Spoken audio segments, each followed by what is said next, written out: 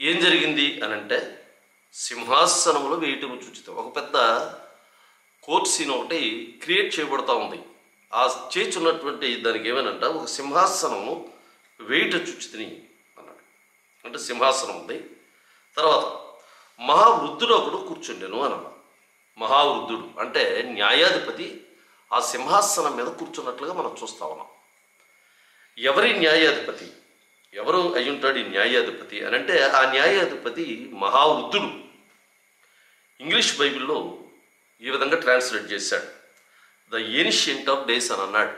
Ancient of days, మహావృద్ధుడు old man అని అనలేదు, ద ఏన్షియంట్ ఆఫ్ డేస్ అని అన్నాడు. ఏన్షియంట్ ఆఫ్ డేస్ అని అంటే ఏ విధంగా తర్జుమా చేయబడింది ఈ భాగం అని అంటే ది ఎటర్నల్, అంటే అంతం లేనటువంటి వాడు అని అనే మాటతోటి ఈ నిత్యమైనటువంటి వాడు అనే మాట, ఈ ద ఏన్షియంట్ ఆఫ్ డేస్ అనే మాట ఆ మాట నుంచి తీసుకోబడది. ఎటర్నల్ అనేవాడు అంటే సింహాసనం మీద కూర్చున్నటువంటి వాడు ది ఎటర్నల్, నిత్యమైనటువంటి వాడు అని అర్థమిస్తుంది. ఎవరి నిత్యమైనటువంటి వాడు? తండ్రా, కుమారుడా, పరిశుద్ధాత్ముడా అని మనం పరిశీలన చేద్దాం. అంటే ఈ యొక్క సింహాసనం మీద కూర్చుండి తీర్పు చెప్పేటటువంటి లక్షణం లేకపోతే అవకాశం ఉన్నటువంటి వారు ఎవరోనంటే మొట్టమొదటి వాడు మొదటి రాజుల గ్రంథము 22వ అధ్యాయం 19వ వచనంలో ఈ విధంగా రాయబడింది. మీకాయ ఇట్లెన్ను, యెహోవా సెలవిచ్చిన మాట ఆలకించుము, యెహోవా సింహాసనాసీనుడై ఉండగా పరలోక సైన్యమంతయు ఆయనకు కుడి పార్శ్వమున ఎడమ పార్శ్వమున నిలిచి ఉండేట్టు చూచితిని అని అన్నాడు. మేకాయక కలిగినటువంటి దర్శనంలో సింహాసనం మీద ఎవరు కూర్చున్నారు అన్నట్లయితే యెహోవా దేవుడు కూర్చున్నట్లుగా మనం చూసిన అదొక సందర్భం. అంటే సింహాసనం మీద ఎవరు కూర్చున్నానికి అవకాశం ఉంది తీర్పు చెప్పడానికి అంటే మొదటి అవకాశం యెహోవా దేవుడు. రెండవదిగా మనం చూద్దాం, మత్తయి రాసినటువంటి సువార్త 19వ అధ్యాయం 28వ వచనంలో ఇలాగన్నాడు. ఈ సువార్త ఇట్లా అన్నాడు, ప్రపంచ పునర్జన్మనందు మనుష్య కుమారుడు తన మహిమగల సింహాసనము అందు ఆసీనుడై ఉండుట అంటాడు. అంటే ఈ యొక్క రెండవ రాకడ కాలంలో ఎవరు కూర్చుంటారు అనంటే మనుష్య కుమారుడు తన మహిమగల సింహాసనం మీద కూర్చుంటాడు అన్నాడు. అంటే మొట్టమొదటిగా యెహోవా దేవుడు సింహాసనం మీద కూర్చుండే అవకాశం ఉంది. రెండవది మనుష్య కుమారుడు కూర్చునే అవకాశం ఉంది. అదేవిధంగా ప్రకటన గ్రంథం 20వ అధ్యాయం 40వ వచనంలో అంతటా సింహాసనములను చూచితిని, వాటి మీద ఆసీనుడయుండు వారికి విమర్శ చేటుకు అధికారం ఇవ్వబడింది అని అన్నాడు. సింహాసనములు వేయబడి చూచితిని, వాటి మీద ఆసీనుడయుండు వారికి విమర్శ చేటుకు అధికారం ఇవ్వబడింది అని చెప్తున్నాడు. కొంతమందికి అధికారం ఇవ్వబడుతుంది, కొంతమందికి అధికారం ఇవ్వబడుతుందట. ఏ విధమైన అధికారం ఇవ్వబడుతుంది అని అంటే తీర్పు చేయడానికి అధికారం ఇవ్వబడుతుంది, విమర్శ చేయడానికి అధికారం ఇవ్వబడుతుంది. నిజమే, తప్పు చేసినప్పటికీ మంచి చేసినప్పటికీ తీర్పు చేయడానికి దేవునికి తన కుమారునికి పరిశుద్ధులకి ఆ బైబిల్ గ్రంథము ఒక అధికారంను అనుగ్రహించింది. అందుకని ప్రసంగి తన గ్రంథం 12వ అధ్యాయం 14వ వచనంలో ఏమంటున్నాడంటే గూఢమైన ప్రతి అంశమును దేవుడు విమర్శ చేయనప్పుడు ఆయన ప్రతి క్రియను, అది మంచిదే కానీ చెడ్డదే కానీ తీర్పులోనికి తెచ్చును.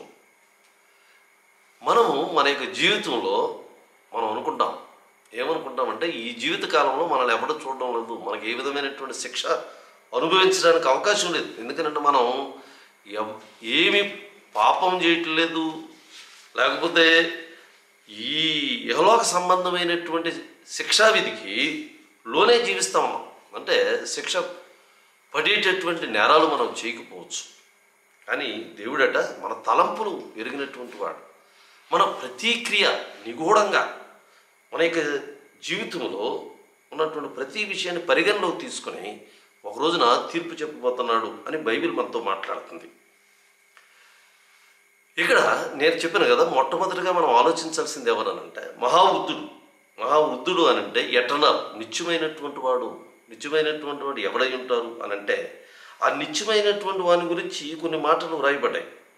ఆయన కూర్చున్నాడు. రెండవదిగా ఆయన వస్త్రములు ధరించుకుని ఉన్నాడు. మూడవదిగా ఆయనకు తల వెంట్రుకలు ఉన్నాయి. ఇవి మానవునికి చూడండి, అక్కడ మహావృద్ధుడికి ఉన్నటువంటి లక్షణాలన్నీ కూడా మనకు కూడా ఉన్నాయి. మనకి కూర్చుంటాం, మనకు వస్త్రాలు ధరించుకుంటాం, మనకు కూడా తల వెంట్రుకలు ఉంటాయి.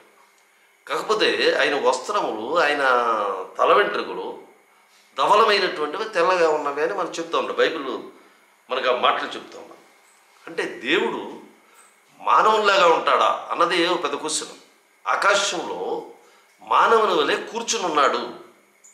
నిజమే, మానవుల్లా కూర్చుండడం ఏంటి, ఆయన మానవుల్లాగా ఉండడం ఏంటి, మనం ఆయనలాగా ఉన్నాం, అంతే కదా. ఆదికాండం 1:26 దేవుడు మన స్వరూపమునందు మన పోలిక చొప్పున నరులను చేయుదుము అన్నాడు. 2 మాటలు ఆదికాండంలో 1:26 రాయబడ్డాయి. ఆయన మన స్వరూపమునందు, ఆయన స్వరూపమునందు మానవుని తయారు చేసి, రెండోది మన పోలిక చొప్పున, అంటే మన అన్న దాని గురించి నేను విడమర్చి చెప్పను, కానీ మన తండ్రి కుమార పరిశుద్ధాత్మలు ఏమనుకున్నారు, మన స్వరూపం అనే మాట. ఈ స్వరూపం అనే మాట హిబ్రూ పదమైనటువంటి సెలేం, TSELM, సెలేం అనే మాట నుంచి తర్జుమా చేయబడింది. సెలేం అనే మాటకు అర్థం ఏంటంటే షేడ్, రిజంబ్లెన్స్ అని అర్థాన్ని ఇస్తున్నాయి. ఈ సెలేం అనే మాటకి షేడ్ లేకపోతే రిజంబ్లెన్స్ అని అర్థాన్ని ఇస్తున్నాయి. ఈ పదప్రయోగం మనకి ఇచ్చినటువంటి పదాన్ని ప్రయోగించినటువంటి తీరు ఎలా ఉందనంటే, ఈ పదం బాహ్య రూపాన్ని సూచించేటువంటి, మనం అంటూ ఉంటాం అంతరంగ పురుషుడు అంటే, పురుషుడు ఒకడు బయటకు కనపడేవాడు, ఇంకో లోన కనపడేటటువంటి వాడు. లోనకు కనిపించే అంతరంగ పురుషుడు మనకు కనిపించడం, అంతరంగంలో ఉండేటటువంటి ఆత్మరూపంలో ఉంటాడని అంటాం. మనకు అంతరంగంగా ఉండేటటువంటి పురుషుడు. ఇక్కడ దేవుని గురించి మాట్లాడేటప్పుడు బాహ్య రూపం గురించి మాట్లాడినట్లుగా బైబిల్లో రాయడం. బాహ్య రూపం ఏ విధంగా ఉన్నదనంటే మానవులా కనపడతా ఉన్నాడు, దాని దర్శనంలో చూస్తూ ఉన్నాడు దాన్ని. రెండవదిగా పోలిక అని అన్నాడు. ఈ మాట అంట హిబ్రూ పదంలో డెమ్యూవత్ అనే మాట నుంచి తర్జుమా చేయబడింది. డెమ్యూవత్, DEMUWTH అనే మాట, డెమ్యూవత్ అనే పదం నుంచి మాట. దీని అర్థం ఏంటంటే రిజంబ్లెన్స్, మోడల్, షేప్. ఇది కూడా, ఈ పదం కూడా అంటే ఏంటి, స్వరూపము మరియు పోలిక అనే 2 పదాలు కూడా దేవుడి యొక్క బాహ్య రూపాన్ని మాత్రమే తెలియజేస్తూ ఉన్నాయి. ఈ బాహ్య రూపం ఏ విధంగా ఉన్నదంటే మనిషిలాగా ఉన్నది. మనం దేవుడు ఏ విధంగా ఉంటాడు, మనలాగానే ఉంటాడు. ఎందుకంటే దానియేలు కనపడతా ఉన్నాడు, ఆయన కూర్చున్నాడు, ఆయన వస్త్రాలు ధరించుకున్నాడు, తల వెంట్రుకలు ధరించుకున్నాడు. ఒకవేళ మనం అంటాము దేవుడు ఆత్మయ్య ఉన్నాడు, దేవుడు ఆత్మయ్య ఉన్నాడు. దేవుడు మనకి విజిబిలిటీ లేదు, కనిపించేటటువంటి దృశ్యమైనటువంటి వాడు కాదు, అదృశ్యమైనటువంటి వాడు, అక్షయుడు. దేవునికి ఉన్నటువంటి అనేకమైనటువంటి పేర్లు మనం ఆలోచన చేయొచ్చు. ఆయన అదృశ్యమైనటువంటి వాడు, శక్తి కలిగినటువంటి వాడు, ఆయన అక్షయుడు, శరీరానికి అంతం లేనటువంటి వాడు, నిత్యం ఉండేటటువంటి వాడు, ఇవన్నీ కూడా. కానీ అటువంటి వాడు ఎలా ఉన్నాడు అని అంటే బాహ్య రూపంలో మనలాగానే కనపడుతున్నాడు. ఆయన గాడ్ ఈజ్ ఎ పర్సన్, ఒక దేవుడు, ఒక వ్యక్తి. చాలామంది అంటాం మనం దేవుడు ఆత్మస్వరూపి కాబట్టి మన ఆత్మతోటే ఆయన ధ్యానించాలని, లేకపోతే ఆయన ఆరాధించాలని బైబిల్ మనతో చెప్తా ఉన్నా. కాకపోతే ఇక్కడ ఉన్నటువంటి తేడాను గనక, లేకపోతే ఇక్కడ ఉన్నటువంటి మానవునికి దేవుడికి ఉన్నటువంటి పోలికే చెప్పారు తప్పితే మానవునికి కలిగినటువంటి మాంసం కానీ, మానవునికి కలిగినటువంటి శరీరం కానీ దేవుడికి ఉంటుందని చెప్పలేదు ఎక్కడ కూడా. కాబట్టి దేవునికి ఉన్నటువంటి లక్షణాలు, ముఖ్యమైనటువంటి లక్షణాలు ఏంటంటే God has a personal spiritual body, spirit body. మనకి రక్త మాంసాలని మనకున్నాయి. రక్తము మాంసం మనం ఎలా తయారయ్యమనంటే రక్తంతో, మాంసంతో తయారు చేయబడి. దేవుడైతే ఆయనకి శరీరం ఉంది. ఎటువంటి శరీరం ఉంది? Spirit body. మేబీ ఆ స్పిరిట్ బాడీ మనం చూడలేనటువంటి బాడీ. కొండ మీద దేవుడు రూపాంతరం చెందాడు కదా. మోషే, ఏలియాలు వచ్చారు యేసుక్రీస్తు దగ్గరికి. యేసుక్రీస్తు రూపాంతరం చెంది వారితోటి ఒక సన్నివేశం, ఒక చర్చ జరిగినట్లుగా మనం చూస్తాం. వారికి ఉన్నటువంటి శరీరం ఏ విధమైనటువంటి శరీరం, అప్పటి వరకు యేసుక్రీస్తు మాంసము రక్తం కలిగినటువంటి వాడుగా ఉన్నాడు. కానీ అక్కడ రూపాంతరం చెందిన తర్వాత ఆయన శరీరాన్ని అది తేజోమయం కలిగినటువంటిది, సెల్ఫ్ ఇల్యూమినేటెడ్ బాడీ అని అన్నారు. తన నుంచి ప్రకాశం, శరీరంలో నుంచి ఆ యొక్క వెలుగు బహిర్గతమైనట్లుగా మనం చూస్తాం. ఆయన శరీరం ఏంటంటే పర్సనల్ స్పిరిట్ బాడీ. రెండవది ఆయనకట హిజ్ ఎ పర్సనల్ సోల్. ఆయనకి మానవునికి సోల్ ఎలా ఉన్నదో, ఆత్మ ఏ విధంగా ఉన్నదో, ప్రాణం ఏ విధంగా ఉన్నదో ఆయనకు కూడా ప్రాణం కలిగినటువంటి వాడు. Is a personal spirit. ఆయనకు మనకలాగానే ఆత్మ కలిగినటువంటి వాడు. ఈ ఆత్మ ప్రాణం రెండు కూడా మానవునికి ఉన్నటువంటి రెండు వర్ణించలేనటువంటి, అంటే మనం చూడలేనటువంటి, is a primary immaterial parts ascribed humanity in scripture. బైబిల్లో సైన్స్ అయినట్లయితే ప్రాణం గురించి మాట్లాడతారు. ఆ ప్రాణం పోయినట్లయితే, ఆ గుండె ఆగిపోయినట్లయితే మనిషి అయిపోయినట్టు లెక్క, మరణించినట్టు, లేకపోతే జీవం లేనట్లుగా మనం చూస్తూ ఉన్నాం. అదే బైబిల్ అయినట్లయితే, దేవుని యొక్క గ్రంథం అయితే మానవులకు ఉండాల్సినటువంటి ఏమిటో ప్రాణం ఉంటుంది, రెండోది ఆత్మ కూడా ఉంటుంది. సరే, దాని గురించి నేను పూర్తిగా విశదీకరించడం లేదు. కానీ ప్రాణము కంటే ఆత్మ దేవునిని తెలుసుకునే శక్తి కలిగినటువంటిది అని ఒక ఆయన వ్యాఖ్యానించాడు. అందుకని కొరింథీయులకు రాసినటువంటి మొదటి పత్రిక 2వ అధ్యాయం 11వ వచనంలో అంటున్నాడు, మనుష్యుని యొక్క సంగతులు మనుష్యుని యొక్క ఆత్మకు మాత్రమే తెలుస్తుంది. ఒక మనుష్యుని సంగతులు అతనిలో ఉన్న మనుష్యాత్మకే కానీ మనిషిలో మరి ఎవ్వరికీ తెలియదు. ఎవరికి తెలియదు, వాడికే తెలుస్తుంది. అలాగే దేవుని సంగతులు దేవుని ఆత్మకే కానీ మరి ఎవరికి తెలియవు అని అంటాడు.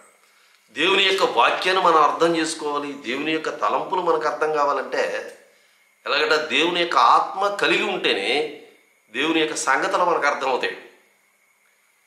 దేవుని యొక్క వాక్యం మనకు అర్థం కావాలంటే దేవుని యొక్క ఆత్మను కలిగి ఉండాలి. కలిగి ఉంటేనే ఆయన మనకి అర్థమవుతాడు. ఈ అర్థం చేసుకోవడానికి మనం చాలా ప్రయత్నాలు చేస్తూ ఉంటాం. అవి లేకపోయినట్లయితే దేవుని అర్థం చేసుకోలేం. బైబిల్ చదివినటువంటి వాళ్ళందరికీ బైబిల్ అర్థం కాదు. దేవుని యొక్క వాక్యము, దేవుని యొక్క వాక్యంలో ఉన్నటువంటి అర్థాలు మనకు అర్థం కావాలంటే మనకు దేవుని యొక్క ఆత్మను కలిగి ఉండాలి. అందుకని రోమీయులకు రాసినటువంటి పత్రిక 1వ అధ్యాయం 20వ వచనంలో అంటున్నాడు, ఆయన అదృశ్య లక్షణములు ఆయనగా నిత్య శక్తియు దేవత్వమును జగదుత్పత్తి మొదలుకొని సృష్టింపబడిన ప్రతి వస్తువును ఆలోచించటం వలన తేటపరచబడుతున్నవి గనుక వారు నిరుత్తరులై ఉన్నారు అని అంటున్నాడు. ఆయన అదృశ్య లక్షణాలు, ఆయనకి కనపడేటటువంటి లక్షణాలు లేవు. నేను చెప్పాను, దేవుడు అదృశ్యమైనటువంటి వాడు కానీ శరీరం కలిగినటువంటి వాడే. అంతే కదా, శరీరం అందరికి ఒకలా ఉండదండి. మానవుని యొక్క శరీరం వేరే, జంతువు యొక్క శరీరం వేరే, పక్షి యొక్క శరీరం వేరే, పక్షి యొక్క మాంసం వేరే, మానవుని యొక్క మాంసం వేరే, జంతువు యొక్క మాంసం. అందరి మాంసం ఒకటే కానీ రకరకాల మాంసాలు ఉన్నాయి, రకరకాలైనటువంటి మాంసాలు. ఇక్కడ దేవునికి కలిగినటువంటి శరీరము ఏ విధమైనటువంటి శరీరం అని అంటే ఆత్మ శరీరం కలిగినటువంటి వాడు, ఆత్మ శరీరం కలిగినటువంటి వాడు ఆయన. ఆయనకి బాహ్య రూపం ఉన్నది. ఆ బాహ్యరూపము ఎటువంటి బాహ్యరూపం కలిగి ఉన్నదంటే మానవుని యొక్క బాహ్యరూపం కలిగి ఉంది. ఆయన మూడదు, కదులుతూ ఉన్నాడు, ప్రాణం ఉంది. అందుకని ఆదికాండంలో 3వ అధ్యాయంలో అవ్వాదాములు పాపం చేసిన తర్వాత దేవుడు నడుచుకుంటూ వచ్చేటట్టు ఏదైనా వనంలో దేవుడు నడుచుకుంటూ వస్తే అవ్వాదాము చెట్టు మధ్య పారిపోయారు. తోట చెట్ల మధ్యనున్న దేవుడైన యెహోవా ఎదుటికి రాకుండా దాగుకొనగా, అంటే వారు నేగడైతుంటే వారి యొక్క కన్నులతోటి దేవుణ్ణి చూచారు. ఆయన నడుచుకుంటూ వస్తున్నాడు. నడుచుకుంటూ వస్తే అయ్యో ఆయన వచ్చేస్తున్నాడు, దేవుడు వస్తున్నాడు, నేను దేవుడు చెప్పినటువంటి పనికి వ్యతిరేకంగా మా జీవితాన్ని జీవించాము అని చెప్పి చెట్ల చోటుకు దాక్కున్నట్టుగా చూసాం. అంటే ఆయన కనపడేటటువంటి వాడు, దేవుణ్ణి చూశాడు అక్కడ. అప్పుడు ఆదాము పరిస్థితి వేరే కదా. అప్పుడు ఆదాము అవ్వ ఇటువంటి శరీరాన్ని కలిగి లేరు. వారికి ఉన్నటువంటి శరీరం వేరే, దేవునికి ఉన్నటువంటి శరీరంలోనే ఉన్నారు వాళ్ళు కూడా. కాబట్టి పాపం చేసి కూడా వాళ్ళ దేవుని కదిలేటటువంటి దేవుణ్ణి, లేకపోతే నడిచి వచ్చేటటువంటి దేవుణ్ణి చూడగలిగారు. ఇంకో విషయం ఏంటంటే ఆయన మాట్లాడేటటువంటి వాడు, ఆయన స్వరము గంభీరమైనది అని కీర్తనకారుడు చెప్తా ఉన్నాడు. ఆయనకి మనకి ఏ విధమైనటువంటి ఫీలింగ్స్ ఉన్నాయి బైబిల్లో, ఆయనకి మానవునికి ఏ విధమైన లక్షణాలు ఉన్నాయి. ఆయన దుఃఖపడినట్లుగా చూస్తూ ఉన్నాం, సంతాపపడినట్లుగా చూస్తాం. మానవుడు సృష్టించి నేను తప్పు పని చేశాను అని అంటాడు. ఆదికాండం 6వ వచనం అని అంటాడు, తన భూమి మీద నరులను సృష్టించినందుకు యెహోవా సంతాపమునుంది తన హృదయంలో ఉంచుకున్నాడు. ఎందుకే ఈ మానవుల్ని అనవసరంగా సృష్టించాను అని చెప్పి బాధపడతాడు. అంటే మానవునికి ఏ విధమైనటువంటి లక్షణాలు ఉన్నాయో అదే విధమైన లక్షణాలని దేవుడికి అభివర్ణిస్తూ దేవుడు కలిగి ఉన్నాడని దేవుని యొక్క గ్రంథం చెప్తా ఉన్నారు. కానీ రెండోది, మరి రోషం కలిగినటువంటి వాడు, అసహ్యం వేసింది మనం చూడొచ్చాను అన్నాడు నిర్గమాకాండం, లేకపోతే సామెతల గ్రంథంలో యెహోవాకు అసహ్యమైనవి అంటారు. 6 సంగతులు కాదు, అసహించుకున్నాడు. పరిశుద్ధుడైనటువంటి దేవుడు 6 సంగతుల విషయంలో అసహించుకుంటున్నాడు. దయగలని ఆత్మ, ఆయన దయగలిగినటువంటి వాడు, ఆయన జ్ఞానము కలిగినటువంటి వాడు, మనస్సు కలిగినటువంటి వాడు.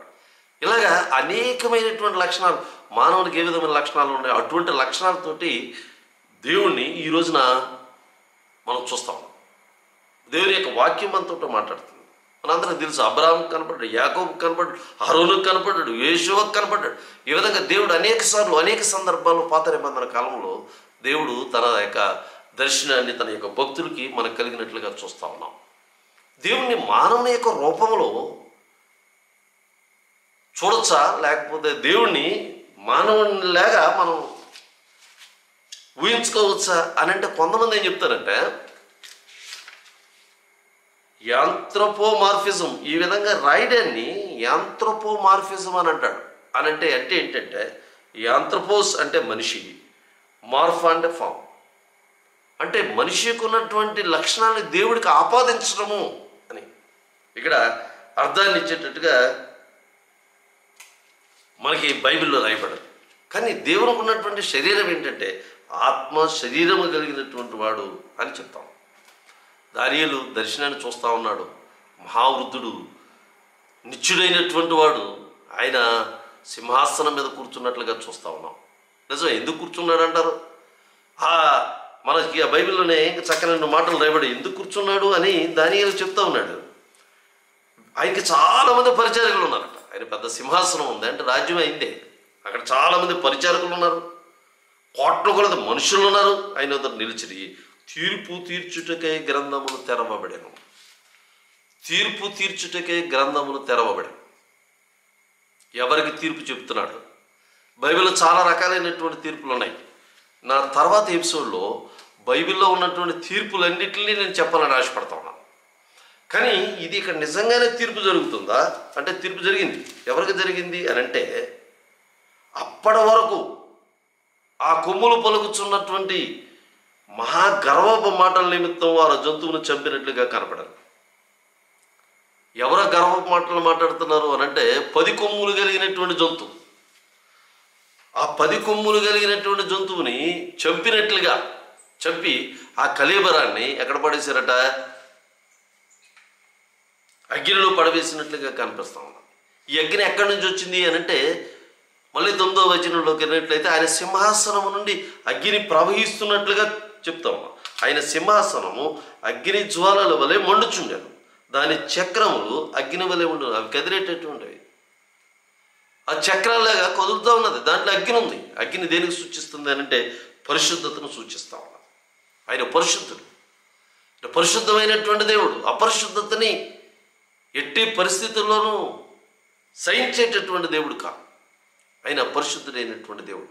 ఆ పరిశుద్ధుడైనటువంటి దేవుడు ఆ చక్రాలు కలిగినటువంటి, మనకు తెలుసు హెజ్కేలు గ్రంథంలో చక్రాల మీద తిరిగినట్లు కనపడతా ఉన్నాం. చక్రాలు సంచరిస్తారు ప్రపంచమంతా కూడా. ఆ 4 మృగాలు లేకపోతే 4 ప్రపంచ రాజ్యాలని తీర్పు చేయడానికి దేవుడు ఈ రోజున కూర్చొని ఉన్నాడు. అక్కడ 10 కొమ్ములు కలిగినటువంటి, ఆ ముందు చూసినటువంటి 10 కొమ్ములు కలిగినటువంటి రాజ్యాన్ని తీర్పు చెప్పినట్లు ఏం తీర్పు చెప్పేశాడు? జడ్జిమెంట్ పాస్ చేశాడు. ఏం జడ్జిమెంట్ పాస్ చేశాడు అని అంటే, ఆ క్రూర మృగం భయంకరంగా దేవుణ్ణి దూషిస్తూ ఉంటే ఆ క్రూర మృగాన్ని సంహరించి చనిపోయిన తర్వాత దాని కళేబరాన్ని తీసుకుని వెళ్ళి అగ్నిలో వేసి కాల్చివేసినట్లుగా మనం చూస్తూ ఉన్నాం. ప్రియమైనటువంటి దేవుని సంగమా, ఈ రోజున దేవుడు గొప్ప తీర్పు చెప్పాడు. దేవుడు ఎవరికి తీర్పు చెప్పాడు అని అంటే, రాజ్యాలకు తీర్పు చెప్తా ఉన్నాడు. దేవునికి రాజ్యాన్ని తీర్పు చెప్తా ఉన్నాడు. అయితే ఇంకొక సన్నివేశాన్ని మనం గమనించాలి. ఈ యొక్క కోర్ట్ సీన్లో ఇంకొక వ్యక్తిని మనం చూడాలి. రాత్రి కలిగిన దర్శనములను నేను ఇంకా చూచుచుండగా, రాత్రి కలిగిన దర్శనం ఇంకా కంటిన్యూ అవుతుంది. ఇది దానియేలుకు కలిగినటువంటి దర్శనం కంటిన్యూ అవుతుంది. రాత్రి కలిగినటువంటి దర్శనములను ఇంకా చూచుచుండగా ఆకాశ మేఘారూఢుడై మనుష్య కుమారుని పోలిన ఒకడు వచ్చి ఆ మహావృద్ధుడగు వారి సన్నిధిని ప్రవేశించాడు. చూడండి.